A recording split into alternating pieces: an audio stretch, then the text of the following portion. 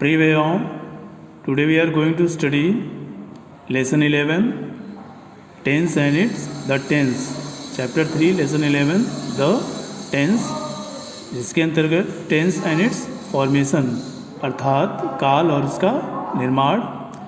इसके पूर्व की कक्षाओं में हमने टेंस के बारे में काफ़ी बार चर्चा किया है।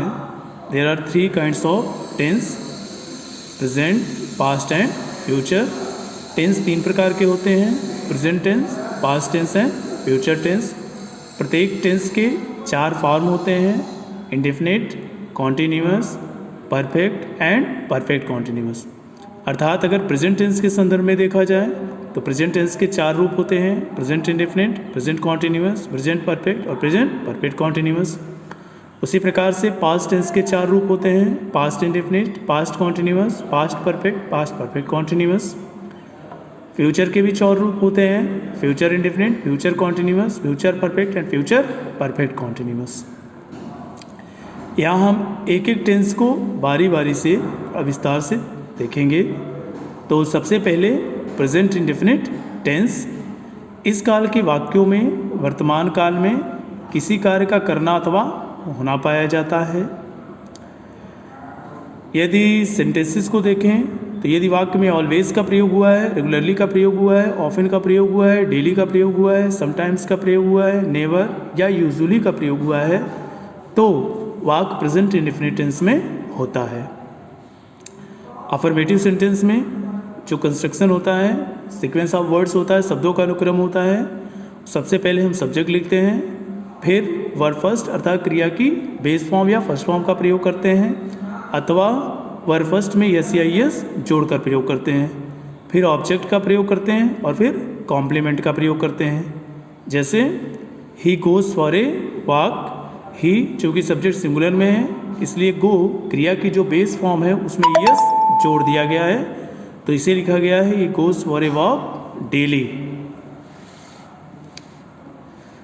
नेगेटिव सेंटेंस, यदि वाक्य नेगेटिव है तो सब्जेक्ट के बाद डू या डज का प्रयोग किया जाता है। अकॉर्डिंग टू सब्जेक्ट डू या डज का प्रयोग प्लस नॉट का प्रयोग, देन वर्ब की फर्स्ट फॉर्म अर्थात बेस फॉर्म का प्रयोग, फिर ऑब्जेक्ट का प्रयोग और फिर कॉम्प्लीमेंट का प्रयोग। जैसे I do not wear my old shirt.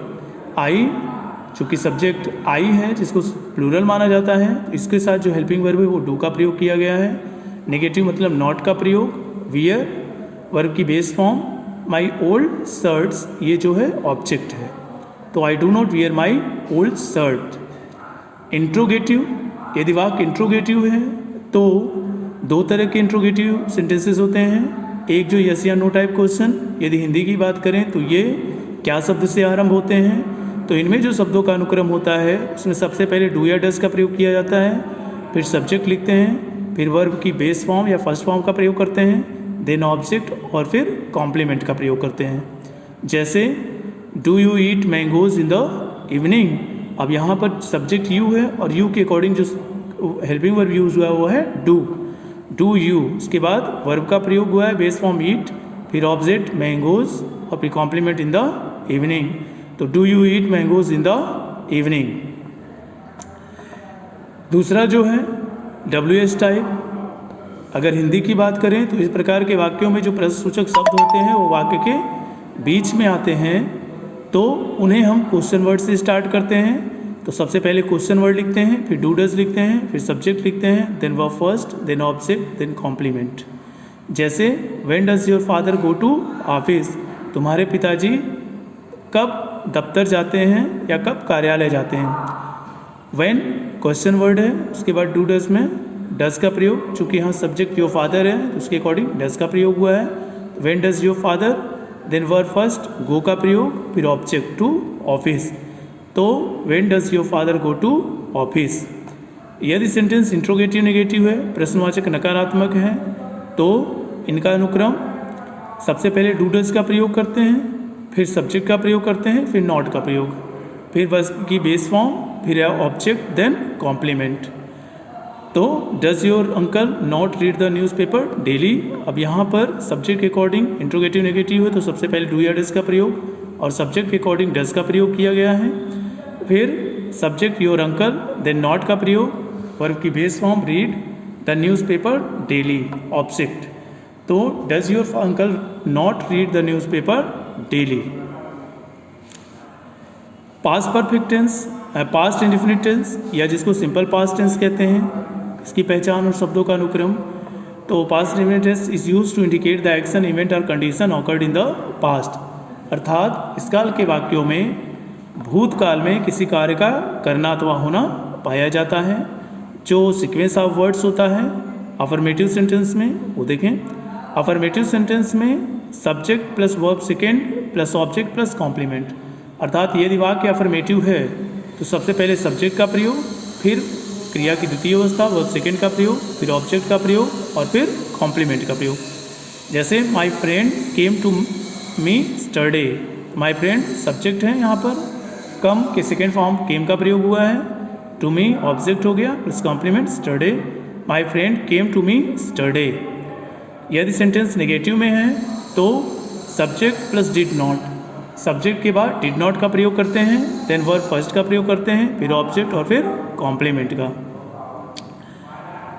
जैसे we did not buy this car last year, we, अब यहाँ पर सब्जेक्ट के अकॉर्डिंग वर्ब के प्रयोग से कोई मतलब नहीं है। सब्जेक्ट सिंगुलर हो या प्लूरल, सारे सब्जेक्ट के साथ डिड का प्रयोग किया जाता है, वो भी नेगेटिव सेंटेंस में। अफर्मेटिव सेंटेंस में जो हेल्पिंग वर्ब है डिड, उसका प्रयोग नहीं किया जाता। तो subject plus did plus not plus verb set plus first plus object plus complement, जैसे we did not buy this car last year.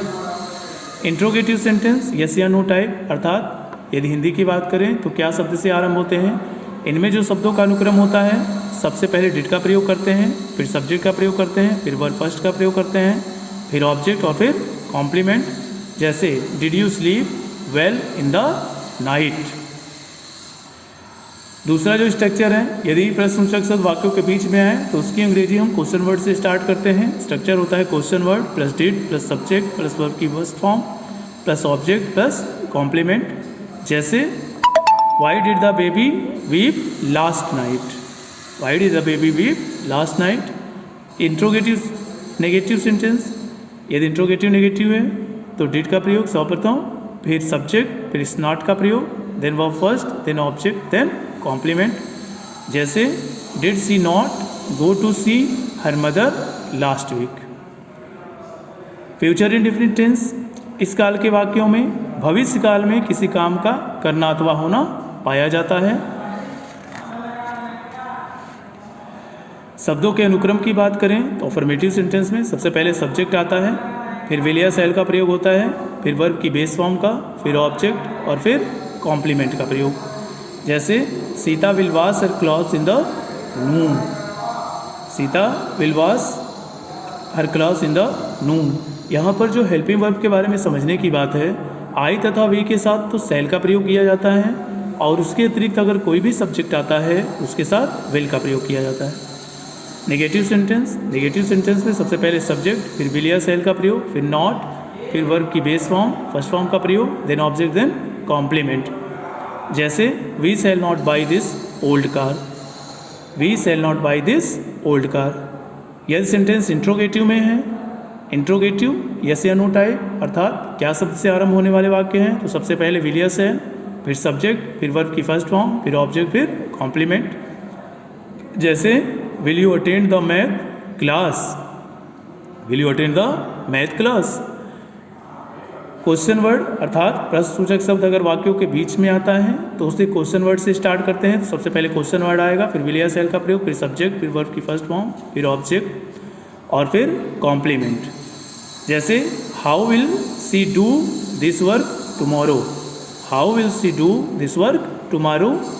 सबसे पहले क्वेश्चन वर्ड आया, फिर विल का प्रयोग, सब्जेक्ट, वर्ब फर्स्ट का फॉर्म और फिर ऑब्जेक्ट और कॉम्प्लीमेंट। इंट्रोगेटिव नेगेटिव है तो सबसे पहले विल या शैल का प्रयोग होगा, फिर सब्जेक्ट का, फिर नॉट का, फिर वर्ब की बेस फॉर्म, फिर ऑब्जेक्ट, फिर कॉम्प्लीमेंट। जैसे shall we not play in the next match, यहाँ पर सब्जेक्ट वी है, उसके अकॉर्डिंग शैल का प्रयोग हुआ है, तो हो गया shall we not play in the next match. इस प्रकार से प्रेजेंट इंडेफिनिट, पास्ट इंडेफिनिट और फ्यूचर इंडेफिनिट में हेल्पिंग वर्ब, मेन वर्ब का प्रयोग होता है और जो उनके शब्दों का अनुक्रम अफर्मेटिव, नेगेटिव और इंट्रोगेटिव नेगेटिव सेंटेंसेस में होता है उसके बारे में हम लोगों ने सीखा, और इस पर बेस्ड जो एक्सरसाइज है उसे हम हल करेंगे। धन्यवाद।